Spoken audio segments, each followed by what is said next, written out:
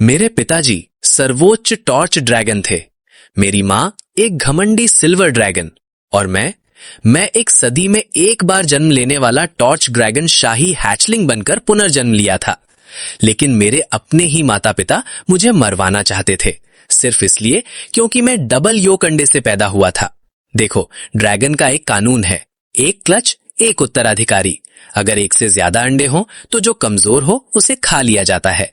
मेरे लिए किस्मत अच्छी थी, माँ और पिताजी ने मुझे खाया नहीं, लेकिन उन्होंने मुझे सबसे खतरनाक मॉन्स्टर डंगन में फेंक दिया और मुझे वहां सड़ने के लिए छोड़ दिया। जब मुझे आखिरकार होश आया तो किसी तरह मैं अभी भी जिंदा था।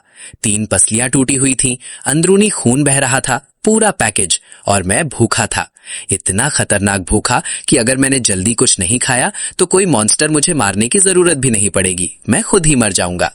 लेकिन मैं एक टॉर्च ड्रैगन हूं, भले ही एक दोषपूर्ण ही सही, और मैं एक खास तोहफे के साथ पैदा हुआ था, देवाऔर। कुछ भी खाओ, उसे ऊर्जा में बदल दो, अपने शरीर को ठीक करो, यहां तक कि अपनी ब्लड लाइन को भी अपग्रेड कर लो। यही मेरा एकमात्र मौका था वापसी करने का। तभी अचानक घिसटने की एक आवाज सुनाई दी। एक काला भृंग, इंसान के सिर जितना बड़ा, धीरे धीरे रेंगते हुए मेरी नजर में आया। कोई सिस्टम पैनल नहीं, कोई पॉपअप नोटिफिकेशन नहीं, लेकिन मेरी ड्रैगन ब्लड लाइन की जानकारी तुरंत सक्रिय हो गई। ये एक कॉर्प्स बीटल है, डंजन का सबसे निचले स्तर का स्कैवेंजर, रैंक 0। वो इस समय मुझसे बड़ा था, लेकिन मेरे पास कोई और विकल्प नहीं था। उसे खाओ या मर जाओ, इतना ही सीधा फैसला था। उसके मुझे देखने से पहले ही मैंने खुद को पूरी ताकत से उस पर झोंक दिया। मैंने उसके सख्त खोल पर हमला नहीं किया, मैंने सीधे निशाना साधा उस नरम जगह पर जहां उसके सिर की प्लेट और छाती की प्लेट आपस में जुड़ती थीं। मेरे बच्चे जैसे छोटे दांत थे, लेकिन उनके पीछे ड्रैगन का खून और ताकत थी। मैंने पूरी ताकत से अपने दांत उस जोड़ में गड़ा दिए। भृंग ने कान फाड़ देने वाली चीख निकाली। वो पागलों की तरह तड़पने लगा, लेकिन मैंने उसे छोड़ने से साफ इनकार कर दिया। मेरे चारों पंजे उसके पेट में गहराई तक धंस गए, जकड़ कर पकड़ लिया। तभी उसके जबड़े मेरी पीठ पर जोर से लगे। मेरी नई नई स्केल्स टूटकर बिखर गईं, चारों तरफ खून ही खून फैल गया। दर्द इतना तेज था कि आंखों के आगे अंधेरा छाने लगा, लेकिन मेरी आंखें और भी ठंडी होती जा रही थीं। मैंने अपने पिता की ठंडी नजर को याद किया, अपने भाई की घमंडी मुस्कान को याद किया, और अपनी मां को। उसने कभी एक बार भी मेरी आंखों में देखकर बात नहीं की थी। नहीं, मैं यहां मरने वाला नहीं हूं, मैं तुम सबको एक एक करके खा जाऊंगा।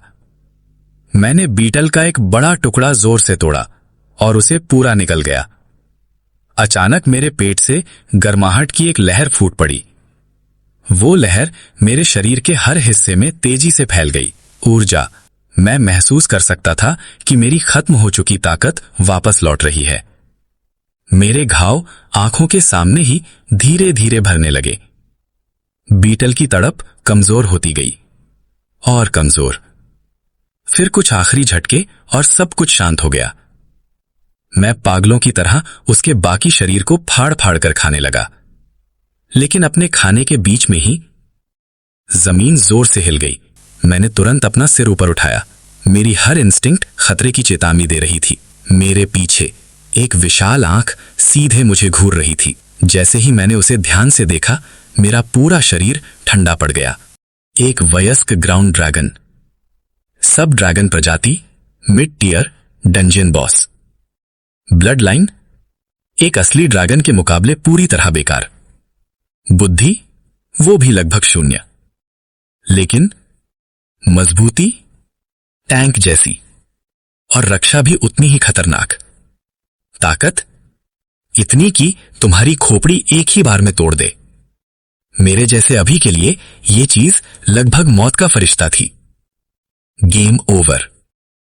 मैंने अपनी आंखें धीरे से बंद कर ली और मौत का इंतजार करने लगा, लेकिन काफी देर तक कुछ भी नहीं हुआ।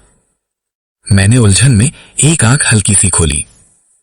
वो विशाल ग्राउंड ड्रैगन मुझे काट नहीं रहा था, बल्कि वो मेरे करीब झुका और मुझे जोर से सूंघने लगा।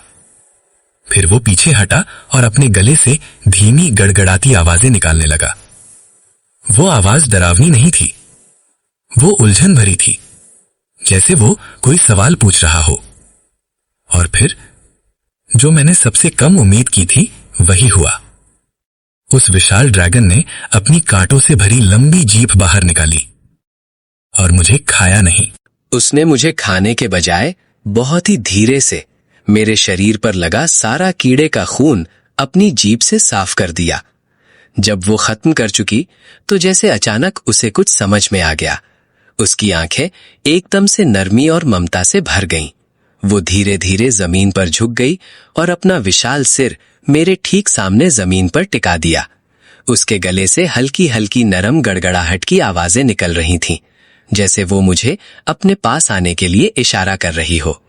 मुझे बहुत जल्दी समझ में आ गया कि आखिर हो क्या रहा है। इस ड्रैगन ने अभी अभी बच्चे को जन्म दिया था। पूरी तरह माँ वाला मोड चालू था और मेरे अंदर टॉर्च ड्रैगन का खून बह रहा था। किसी निचले स्तर की प्रजाति, जैसे कि एक ग्राउंड ड्रैगन के लिए एक ऊंची श्रेणी के ड्रैगन की वो शक्तिशाली आभा उसके अंदर कुछ आदिम, कुछ परिचित भावना जगा देती है। उसे लगा कि मैं उसका ही बच्चा हूं। मैं अभी भी सोच ही रहा था कि इस पूरे गोद लेने वाले नाटक में साथ दूं या नहीं। तभी मेरा पेट जोर से गुर्राया। आवाज इतनी तेज थी कि ग्राउंड ड्रैगन ने साफ साफ सुन लिया। वो अचानक घबरा गई, अपना विशाल शरीर बेढंगे तरीके से इधर उधर हिलाने लगी। फिर वो धीरे से अपनी एक तरफ लेट गई और अपना पेट मेरे सामने कर दिया। उसके पेट पर सूजे हुए दूध पिलाने वाले थैले साफ दिखाई दे रहे थे। उसकी खुशबू अविश्वसनीय थी। और तभी एक नरम रोएदार अचानक एक मानसिक तरंग सीधे मेरे दिमाग में आकर टकराई। ये शब्द नहीं थे, बल्कि आत्मा की भाषा थी, जिसे ऊंचे स्तर के जीव आपस में बात करते हैं। मैं उस दूधिया सफेद तरल को धीरे धीरे बहते हुए घूरता रह गया। मेरा गला अपने आप ही हिलने लगा। ग्राउंड ड्रैगन का दूध, शुद्ध जीवन शक्ति, जिसमें पृथ्वी की ताकत समाई हुई थी। मेरे लिए इस समय ये किसी भी दुर्लभ खजाने या स्वर्गीय जड़ी बूटी से कई गुना बेहतर था। मैंने एक पल भी सोचने में बर्बाद नहीं किया। मैंने अपना चेहरा सीधे उसके पेट में छिपा दिया और गहराई से दूध पीने लगा। ये ऊर्जा बीटल के खून से 100 गुना ज्यादा शुद्ध थी और इतनी मुलायम कि जैसे शरीर में सीधे बह रही हो। मैं सचमुच महसूस कर सकता था कि मेरे टूटे हुए मेरिडियन वास्तविक समय में फिर से जुड़ रहे हैं। मुझे नहीं पता ये कितनी देर तक चला, लेकिन आखिरकार मेरा पेट भर गया। अचानक थकान की एक भारी लहर मेरे ऊपर टूट पड़ी। ये मेरा शरीर था जो गहरे मरम्मत मोड में जा रहा था। आधी नींद में मुझे महसूस हुआ कि उसने मुझे बहुत ही धीरे से अपने मुंह में उठा लिया। वो मुझे गुफा के और अंदर ले गई। फिर सूखी घास से बने एक आरामदायक छोटे से घोंसले में मुझे बहुत नरमी से नीचे रख दिया। लेकिन जैसे ही मैं जमीन पर उतरा, मुझे तुरंत कुछ महसूस हुआ। नजरें सीधे मुझ पर टिकी हुई थीं, और वे दोस्ताना नजरें बिल्कुल नहीं थीं। घोंसले के कोने में 3 छोटे छोटे ड्रैगन बच्चे। ग्राउंड ड्रैगन सिर्फ बच्चे थे, लेकिन फिर भी मेरे आकार से लगभग दुगने बड़े। तीनों मुझे ऐसे घूर रहे थे जैसे मेरा वहां कोई हक ही नहीं था। एक अजीब सा लाल रंग का जीव। तीनों में से सबसे हिम्मती वाला डगमगाते हुए मेरे पास आया और अचानक मुझे जोर से सिर मार दिया, जैसे कह रहा हो, दफा हो जाओ, ये मेरी जगह है। मैंने भी तुरंत अपने दांत दिखा दिए। वो साफ साफ घबरा गया, अपनी गर्दन अंदर खींच ली, जैसे कोई डरा हुआ कछुआ। तभी माँ का विशाल सिर हमारे ऊपर झूल गया। उसने एक धीमी लेकिन सख्त गर्जना की, जैसे वो उन शरारती बच्चों को डांट रही हो। फिर उसने अपनी नाक से तीनों को एक साथ हल्का सा धक्का दिया। वो तीनों खुश नहीं थे, लेकिन माँ के आदेश के आगे चुपचाप मान गए। वे धीरे धीरे उसके पास आए और उसके पेट से सटकर गोल होकर लेट गए। काफी लंबे समय बाद पहली बार मुझे सच में सुरक्षित महसूस हुआ। मैंने अपनी आंखें बंद की और हल्की सी मुस्कान आ गई। तुमने मुझे अपनाया है, तो आज से यही मेरा घर है। जो भी तुमसे पंगा लेगा उसे मैं खा जाऊंगा। जब मैं दोबारा जागा तो माँ और तीनों बच्चे पहले से ही तैयार खड़े थे। माँ ने मुझे इशारा किया कि मैं उसके पीछे चलूं। आज गश्त का दिन था। मॉन्स्टर्स के लिए घोंसला सुरक्षित जगह होता है, लेकिन अगर बहुत देर तक उसी में छिपे रहो तो आखिरकार भूख से मर जाओगे। बच्चों को भी जीने के तरीके सीखने ही पड़ते हैं। हम सब अपने छिपे हुए ठिकाने से बाहर निकल पड़े। जैसे ही हम बाहर आए, मेरे सामने का नजारा पूरी तरह खुल गया। एक विशाल भूमिगत गुफा हमारे सामने फैली हुई थी। छत से लटकी हुई नुकीली चट्टानें ऐसी लग रही थीं जैसे किसी दैत्य के दांत। दूर कहीं विशाल परछाइयां धीरे धीरे हिल रही थीं और किसी अनजान जगह से रीढ़ की हड्डी तक सिहरन पैदा करने वाली गर्जनाएं गूंज रही थीं। मुझे साफ पता था, मेरे मौजूदा स्तर पर जैसे ही मैं मां से दूर जाऊंगा, मैं तुरंत किसी का नाश्ता बन जाऊंगा। मां हमें एक खुले, पत्थरीले इलाके में ले आई। ये इलाका एक निचले स्तर के मॉन्स्टर का घर था, रॉक रैट। तेज और फिसलन भरा, लेकिन ज्यादा ताकतवर नहीं।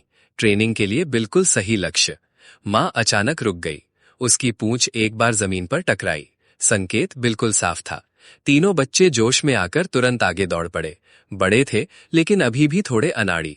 बड़ा भाई सीधे एक चट्टान से जाकर टकरा गया। चट्टान के नीचे छिपे हुए रॉक रैट घबराकर हर दिशा में भागने लगे।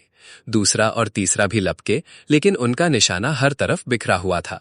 फिर भी उनके भारी भरकम पंजे इधर उधर झूलते हुए आखिरकार एक रॉक रैट को जोर से दबोच ही लिया। एक बेचारा बदकिस्मत चूहा उनके पंजों के नीचे आ गया। पूरा माहौल अराजकता से भरा हुआ था।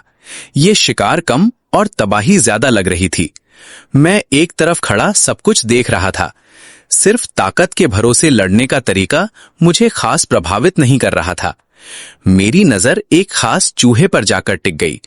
वो बाकी सबसे बड़ा था और साफ दिख रहा था कि वो ज्यादा समझदार भी है। एक रॉक रैट किंग। वो बाकी चूहों की तरह घबराकर इधर उधर नहीं भाग रहा था, बल्कि वो एक अंधे कोने में छिपकर बैठा था। उसकी आंखें उधम मचाते हुए तीनों बच्चों पर टिकी थीं, जैसे वो अपना बच निकलने का रास्ता ध्यान से गिन रहा हो। जैसे ही बड़ा भाई एक दूसरे चूहे का पीछा करने के लिए मुड़ा और अपने पीछे एक छोटा सा खाली रास्ता छोड़ दिया, रॉक रैट किंग हरकत में आ गया। वो जमीन पर तेजी से फिसलता हुआ नीचे नीचे दौड़ा, सीधे हमारे पीछे झाड़ियों की तरफ भागता हुआ। मेरी आंखों की पुतलियां अचानक सिकुड़ गईं और तभी दुनिया धीमी पड़ गई। ये मेरी कल्पना नहीं थी, ये था टॉर्च ड्रैगन ब्लड लाइन का असर, आई ऑफ टाइम की एक निष्क्रिय शक्ति।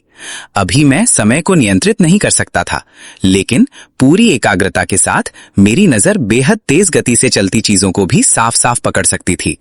मैंने रॉक रैट किंग की मांसपेशियों की हरकत ध्यान से पढ़ ली और ठीक ठीक पहले ही समझ गया कि वो कहां उतरने वाला है। जैसे ही वो झाड़ियों में कूदने ही वाला था, मैं जमीन से बिजली की तरह उछल पड़ा। मेरे दांत सीधे उसके शरीर पर जाकर जकड़ गए। मैंने सीधे उसकी गर्दन के पीछे रीढ़ की हड्डी के पास दांत कड़ा दिए। एक ही वार और काम खत्म। शुरू से अंत तक पूरा मुकाबला 3 सेकंड से भी कम समय में खत्म हो गया। जब तीनों बच्चे आखिरकार समझ पाए कि अभी क्या हुआ है, तो उनके मुंह हैरानी से खुले रह गए, जैसे वे अपने बेकार समझे जाने वाले छोटे भाई को पहली बार असली रूप में देख रहे हों। लेकिन उसी पल हालात अचानक बुरी तरह बदल गए। चारों तरफ चट्टानों की दरारों से एक भारी खुरदुरी आवाज उठने लगी। खर खर खर। मां, जो अभी एक पल पहले तक हमें प्यार से देख रही थी, अचानक जोर से गर्जना करने लगी। वो बिजली की तरह अपने पैरों पर खड़ी हो गई और तुरंत हम चारों के सामने ढाल बनकर खड़ी हो गई। अगले ही पल जमीन के अंदर से अनगिनत काले बिच्छू बाहर निकलने लगे। कोरोजन ब्लैक स्कॉर्पियंस, झुंड में शिकार करने वाले खतरनाक शिकारी। हर एक की रैंक सिर्फ 1 थी, लेकिन वे सैकड़ों में चलते थे, कभी कभी हजारों में भी। उनकी पूंछ का सिर्फ एक डंक पूरी तरह बड़े बैल को भी गिरा सकता था। सबसे बुरी बात, वे बदला नहीं भूलते और लालच से भरे होते हैं। जैसे ही उन्हें खून की गंध मिलती है, वे कभी पीछा करना बंद नहीं करते। रॉक रैट किंग का खून उन्हें यहां खींच लाया था और अब काले बिच्छुओं की एक भयानक लहर समुद्र की तरह हमारी तरफ तेजी से उमड़ पड़ी। काले बिच्छुओं की लहर सीधे हमारी तरफ तेजी से बढ़ती चली आ रही थी। घेरा बहुत तेजी से सिकुड़ रहा था।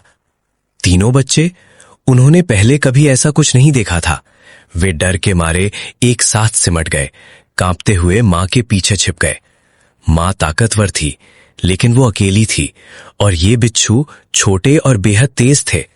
वे खास तौर पर उसके जोड़ों और नरम पेट वाले हिस्सों को निशाना बना रहे थे। कुछ ही सेकंड में दर्जनों बिच्छू उसकी पीठ पर रेंग चुके थे। उनकी पूंछ के डंक पागलों की तरह बार बार वार कर रहे थे। मां दर्द से जोर से चीख उठी। वो घबराकर जमीन पर लौटने लगी, अपना भारी शरीर उन पर गिराकर उन्हें कुचलने की कोशिश कर रही थी। लेकिन और ज्यादा बिच्छू तेजी से बच्चों की तरफ बढ़ते जा रहे थे। धत्तेरे की! मैं सब कुछ चुपचाप देख रहा था। मेरी आंखें बर्फ की तरह ठंडी थीं। मेरे इस छोटे आकार के साथ मैं आसानी से किसी दरार में घुसकर अपनी जान बचा सकता था, लेकिन ये तीनों बड़े बेवकूफ बच्चे, वे तो पक्के तौर पर मर जाते। मैंने बड़े भाई की तरफ देखा। वो खुद डर से कांप रहा था, फिर भी अपने शरीर से मुझे ढककर बचाने की कोशिश कर रहा था। फिर मैंने मां की तरफ देखा। वो हर जगह से खून बहा रही थी, फिर भी सिर्फ मुझे बचाने के लिए हर वार अपने ऊपर ले रही थी। उसी पल मेरी आंखों में आग भड़क उठी। अब ये सिर्फ जिंदा रहने की लड़ाई नहीं थी, ये परिवार की लड़ाई बन चुकी थी। मैं दुश्मनों को अपनी पीठ पर कुचलने की कोशिश कर रहा था, लेकिन पीछे से और ज्यादा काले बिच्छू बच्चों की तरफ झुंड बनाकर बढ़ते जा रहे थे। तभी मेरे अंदर कुछ क्लिक हुआ, जैसे एक आग अचानक भड़क उठी। मैंने सीधे बिच्छुओं की तरफ धावा नहीं किया। मैंने ध्यान एक टूटते हुए पत्थर के स्तंभ की ओर मोड़ दिया, जो ज्यादा दूर नहीं था। उस स्तंभ का आधार पहले ही खराब हो चुका था और वो बिच्छुओं के निकास छेद के ऊपर लटका हुआ था।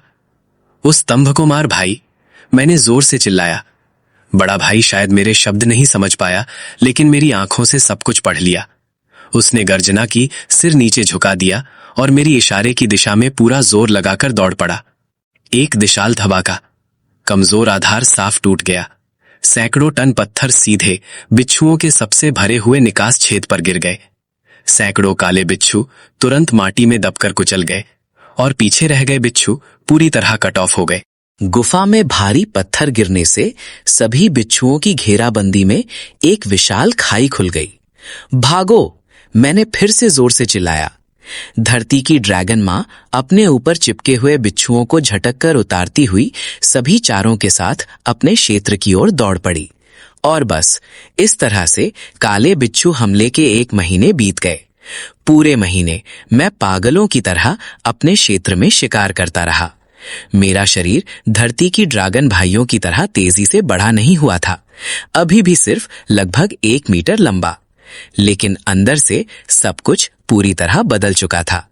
मैं जिस गहरे लाल रंग की त्वचा के साथ पैदा हुआ था वो झड़ने लगी और उसकी जगह गहरा गहरा क्रिम्सन, बख्तर जैसी चमकती हुई चमड़ी आने लगी। ये नई स्केल्स अद्भुत रूप से मजबूत थीं। साधारण स्तर का कोई भी जीव मेरी रक्षा को हल्का सा भी छू नहीं सकता था। और ये सबसे बड़ी बात भी नहीं थी, मेरा पेट एक अनंत गड्ढा था। कितना भी खाओ, जितना भी खून और मांस निगलो, बस मेरी वंशानुगत सांस लेने की तकनीक चलाओ और सब कुछ काफी जल्दी शुद्ध ऊर्जा में बदल जाता। अभी मैं एक ऊंचे पत्थर पर लेटा था, अपनी गुफा के बाहर।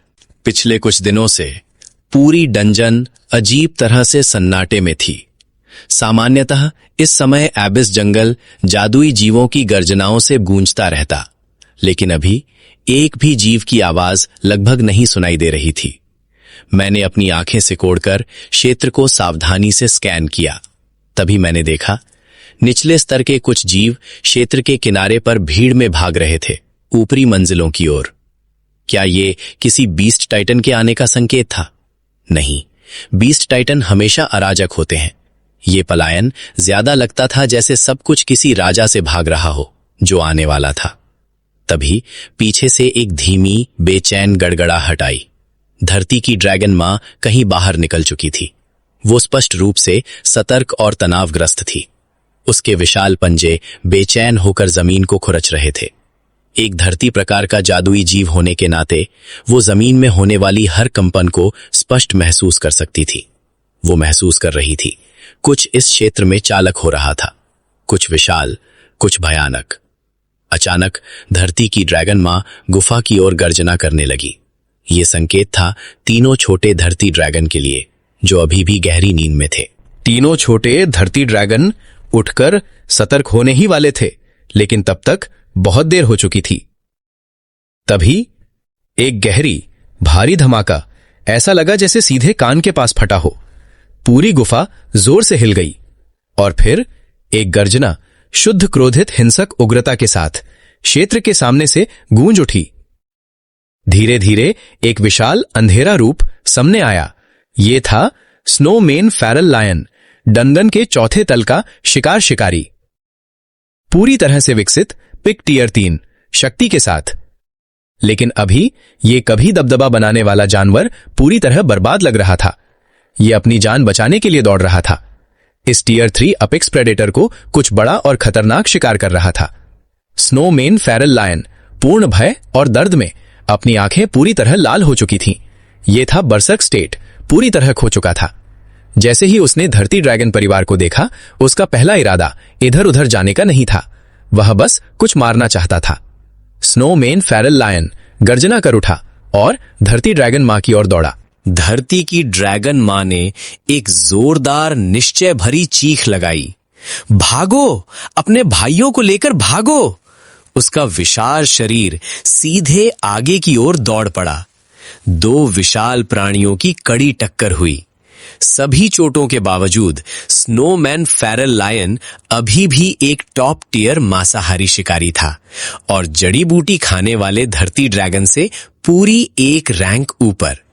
उसके पंजे फौरन ही धरती ड्रैगन मां के पत्थर जैसी कड़ी स्केल पर टूट पड़े और साथ ही उसने उसकी कंधे पर 3 गहरी चोटें हड्डी तक बना दी।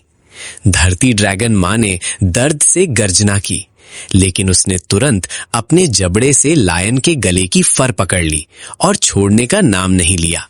अपना भारी शरीर उतना दबाकर लायन को नीचे दबाने की कोशिश कर रही थी।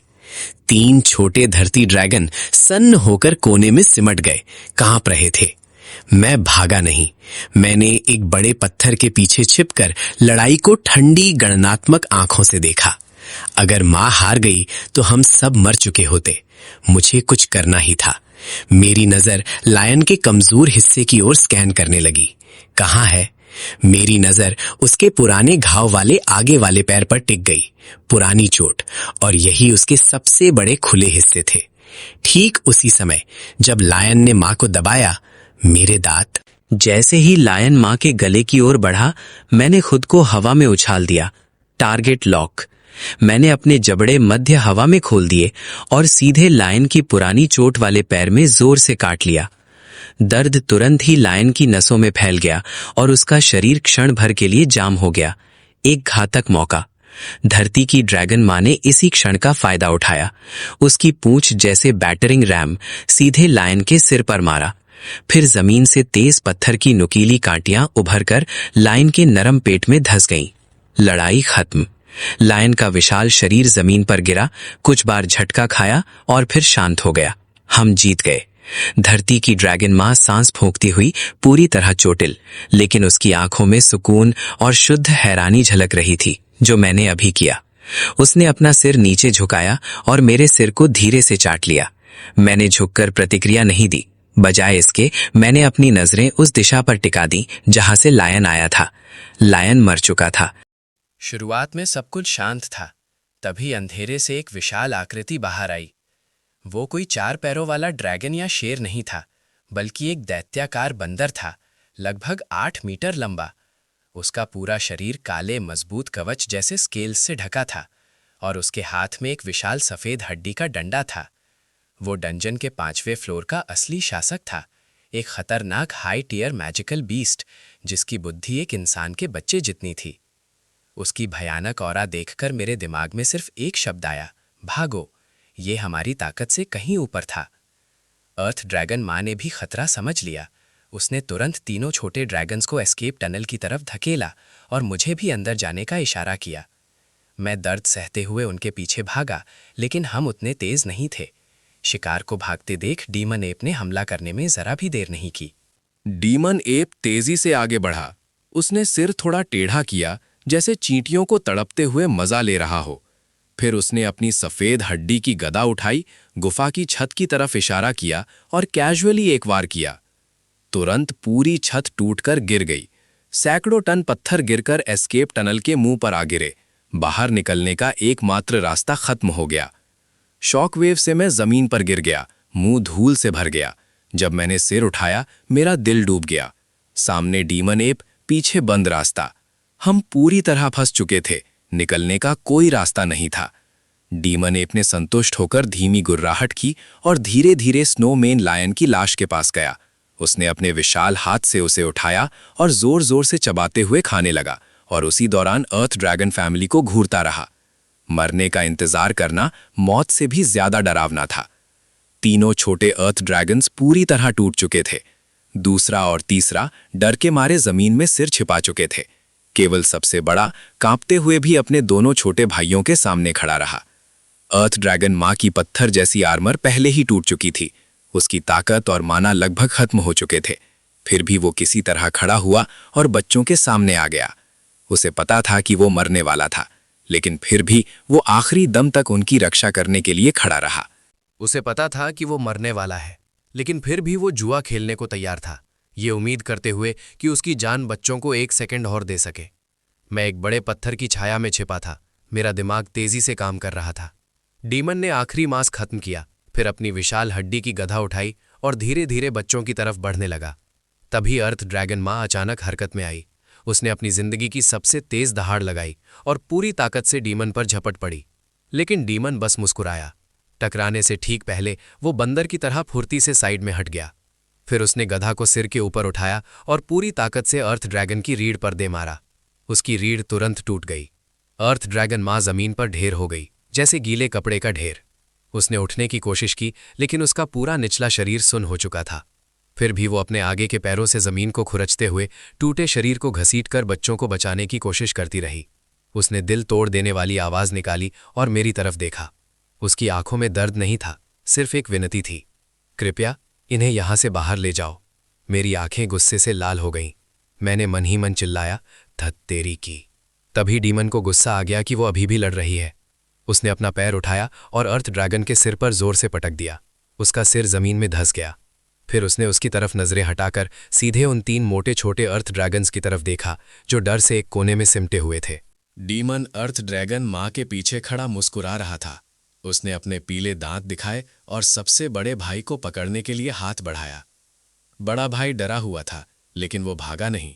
उसने हिम्मत करके डीमन की उंगली को काट लिया, लेकिन वो ऐसे था जैसे कोई मक्खी पेड़ को हिलाने की कोशिश करे।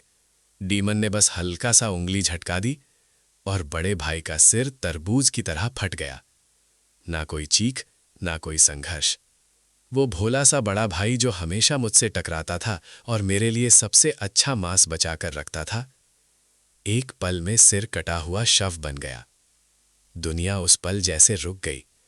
मैं उसकी लाश को खाली नजरों से देखता रहा और दूसरे व तीसरे भाई को भी, जो सदमे में जमे हुए खड़े थे। फिर डीमन का हाथ बिजली की तरह आगे बढ़ा और दूसरे भाई को पकड़ लिया। एक छोटी सी चीख और वो पूरी तरह कुचल दिया गया। वो मार रहा था और मजे ले रहा था, जैसे कीड़े कुचल रहा हो। नहीं, मेरे अंदर से एक जोरदार दहाड़ निकली, एक असली ड्रैगन की दहाड़, कच्ची लेकिन शुद्ध नफरत से भरी हुई। मैं पत्थर के पीछे से बाहर कूद पड़ा। अगर मैं भाग नहीं सकता तो कम से कम तुझे घायल जरूर करूंगा। मैं पागलों की तरह उस अजय डीमन की तरफ पूरी रफ्तार से दौड़ा। मैंने उसके शरीर या गले को निशाना नहीं बनाया। मुझे पता था मैं उसे तोड़ नहीं सकता। मेरा असली निशाना था उसकी आंख।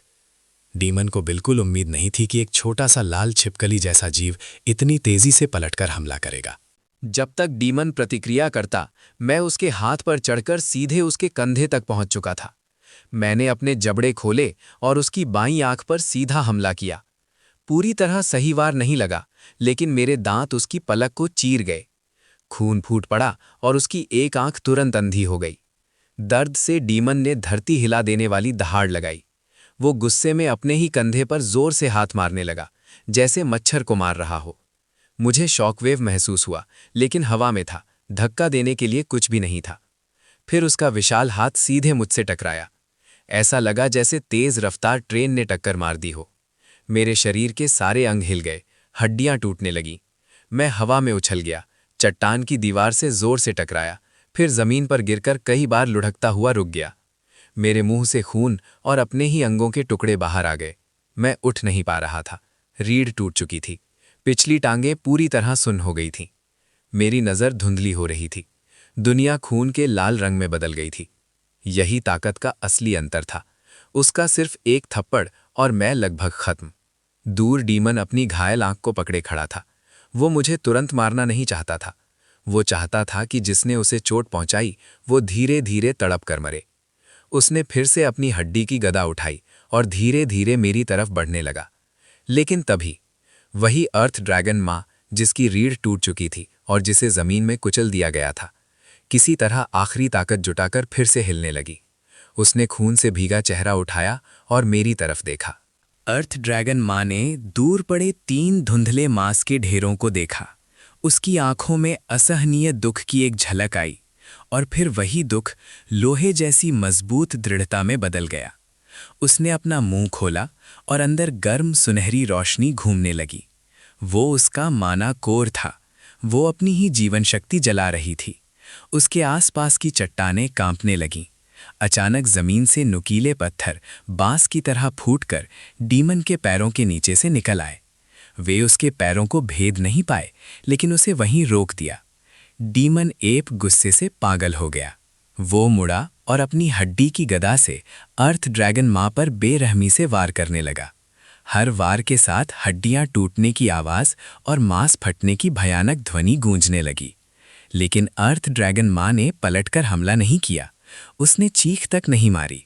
वो बस उसी कोने के सामने खड़ी रही, मेरे और डीमन के बीच आखिरी दीवार बनकर। उसकी जिंदगी तेजी से खत्म हो रही थी। आखिरकार डीमन थक गया।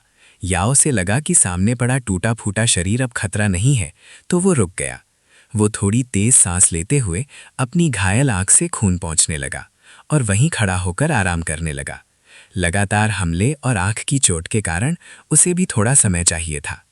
उसी मौके का फायदा उठाते हुए अर्थ ड्रैगन मां ने दर्द से अपना सिर घुमाया। उसकी आधी खोपड़ी पहले ही टूट चुकी थी और वो जमीन पर गिरी हुई थी। तभी एक बार फिर वही परिचित मानसिक संकेत मेरे दिमाग में गूंजा। अर्थ ड्रैगन मां मुझसे कुछ पूछ रही थी।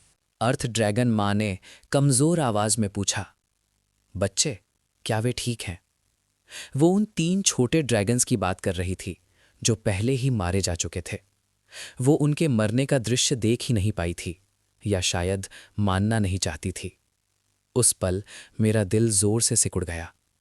इस क्रूर दुनिया में यही आखिरी ममता बची थी। मैंने जमीन पर बिखरे मांस के टुकड़ों को देखा। गले में अटकते दर्द को रोकते हुए मन ही मन जवाब दिया, वे ठीक हैं, बस बेहोश हो गए हैं। जब आप जागेंगी वे भी जाग जाएंगे। ये मेरी जिंदगी का सबसे बड़ा झूठ था, लेकिन अर्थ ड्रैगन मां ने उस पर भरोसा कर लिया। अच्छा हुआ, क्योंकि उसकी मौजूदगी तेजी से खत्म हो रही थी।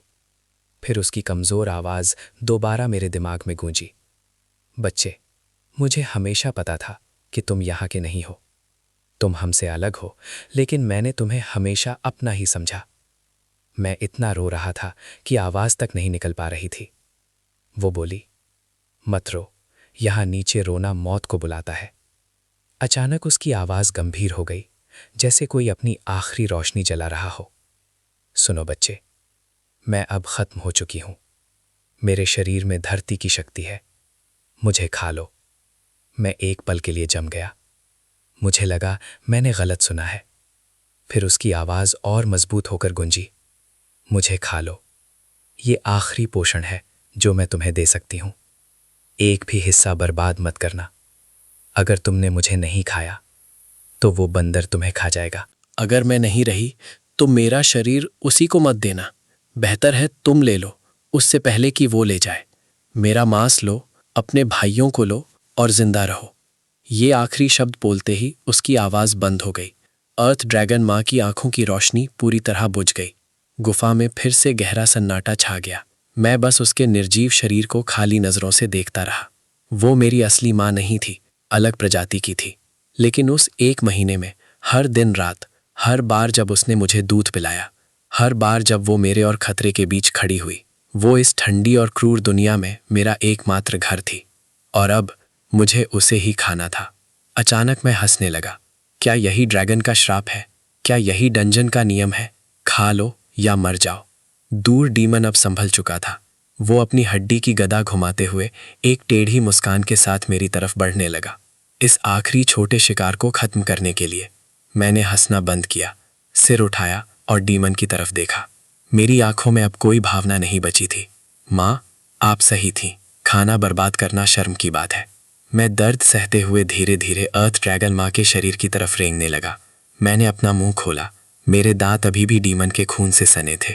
अगर ये शापित दुनिया हमें जीने नहीं देगी तो मैं अपना दुख निगल जाऊंगा, अपनी दया निगल जाऊंगा, अपनी कमजोरी निगल जाऊंगा और फिर तुझे भी चबा जाऊंगा, तुझे भी निगल जाऊंगा, हड्डियों समेत, ऐ कमीने बंदर। और फिर मैंने अपने दांत अर्थ ड्रैगन माँ के टूटे हुए शरीर में गड़ा दिए। मांस और खून का स्वाद मेरी जीभ पर फैल गया। जैसे ही मैंने मांस खाया, मेरे अंदर कच्ची और जबरदस्त ताकत का विस्फोट हुआ, धरती की गहरी ऊर्जा से भरी हुई। मेरी एवोल्यूशन शुरू हो चुकी थी। दूर खड़ा डीमन एप इस दृश्य का मजा ले रहा था। उसके लिए शिकार को एक दूसरे को खाते देखना सबसे बड़ा मनोरंजन था। उसने हंसते हुए छोटे अर्थ ड्रैगन के शरीर का एक टुकड़ा उठाया और स्नैक की तरह मुंह में डाल लिया, जैसे स्वाद की समीक्षा कर रहा हो। मुझे घूरते हुए वो मुस्कुराया और बोला, बुरा नहीं, खाते रहो, अच्छे से मोटे हो जाओ ताकि अगला नंबर तुम्हारा हो। ये दृश्य देखते ही मेरी आंखों की आग बुझ गई। उसकी जगह गहरी काली अंधेरी नफरत ने ले ली।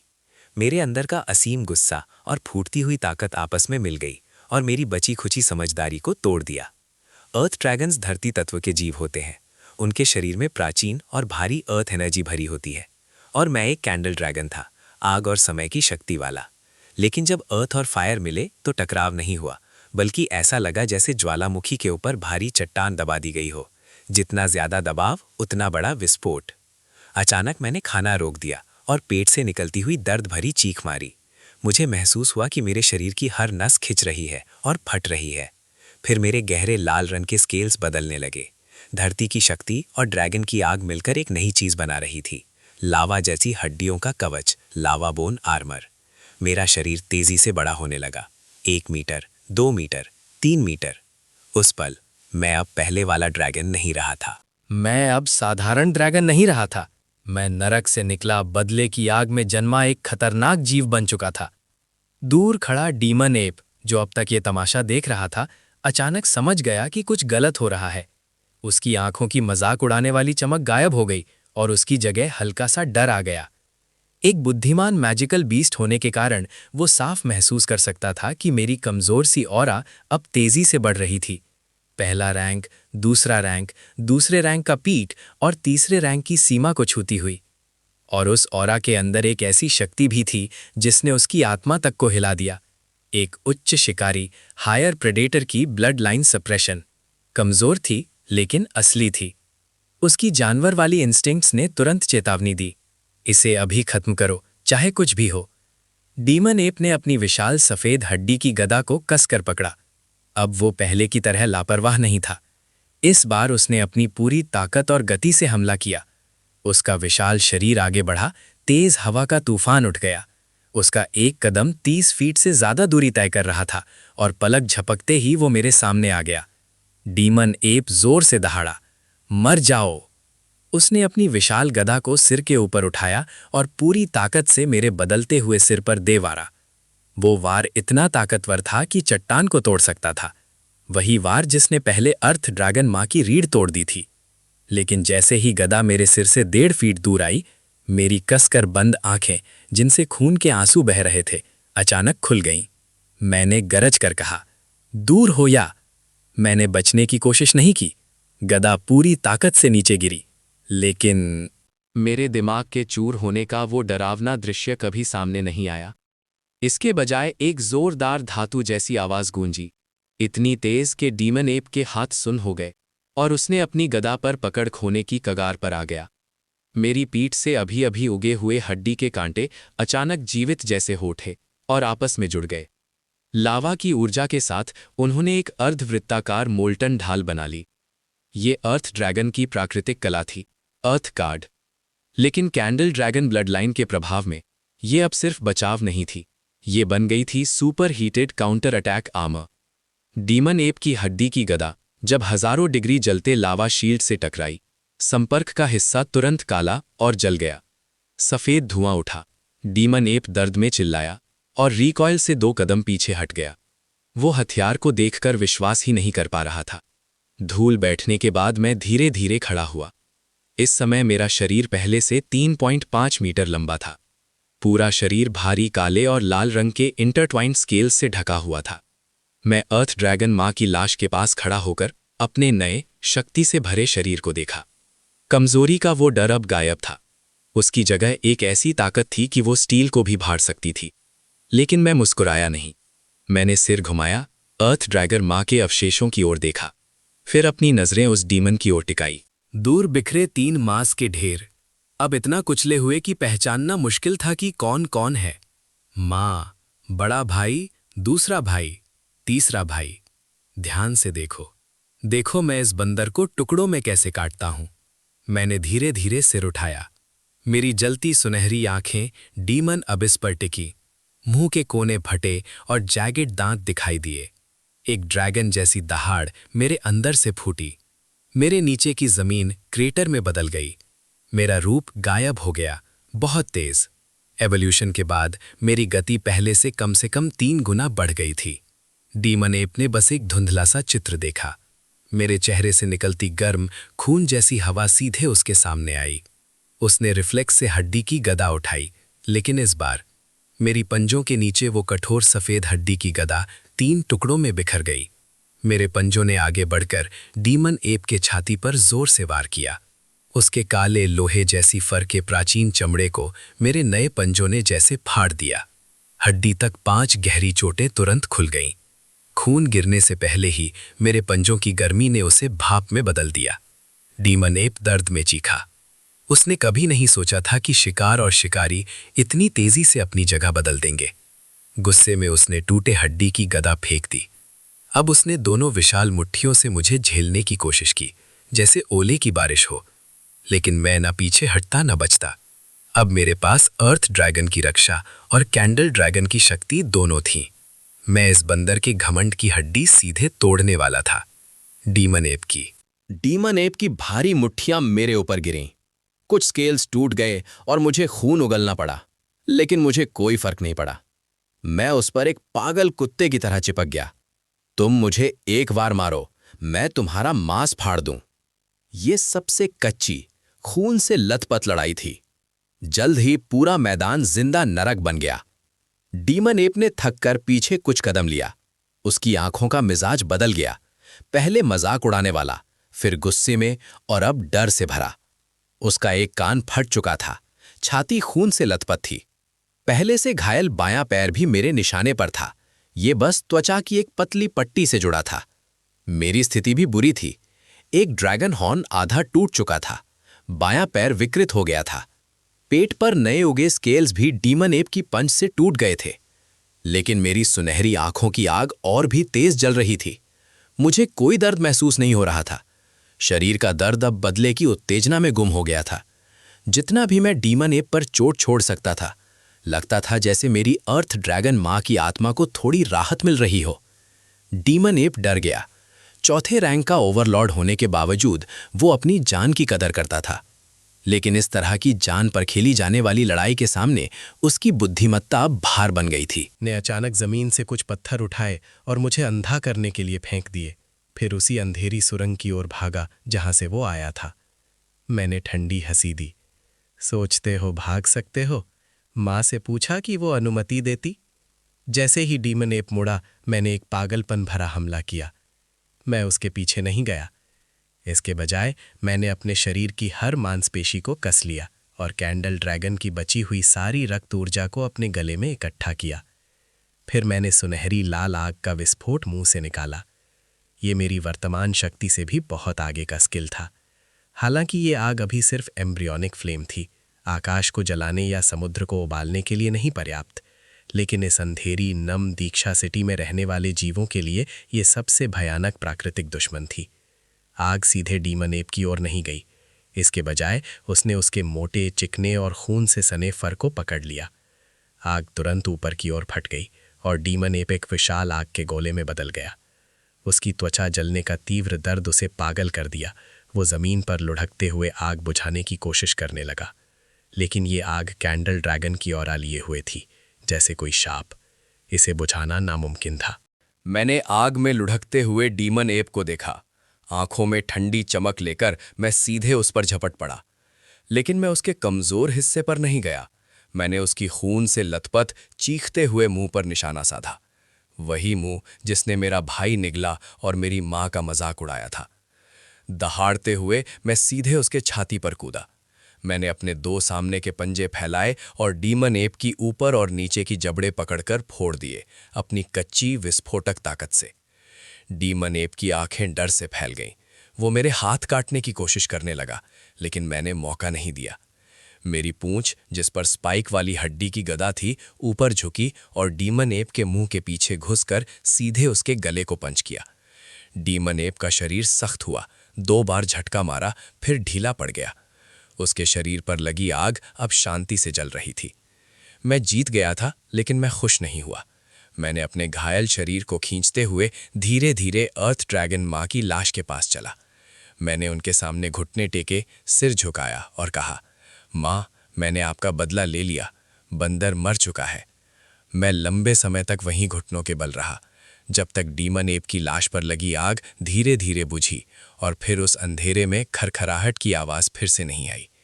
मैंने अचानक ऊपर देखा।